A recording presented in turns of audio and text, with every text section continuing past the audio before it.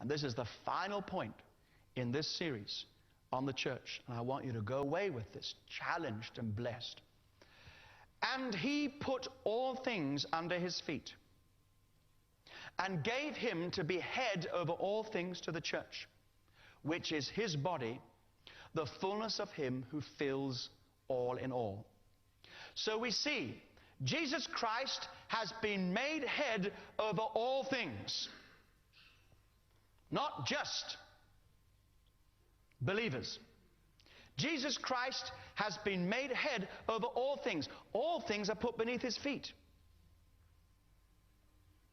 Now, God says the headship of Jesus, and he is to be head over all things. That's God's plan for Jesus. He is Lord. Every knee shall bow, every tongue confess. Jesus Christ is Lord. So, the headship of Jesus over all things has been given by God as a gift to the church. And so the headship of Jesus is seen first of all in the church.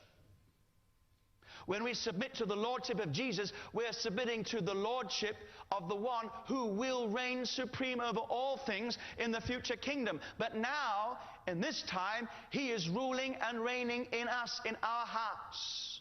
We are the community of the kingdom. The headship of Jesus has been given to us. He is the head and we are his body. And because we are his body, where does he live?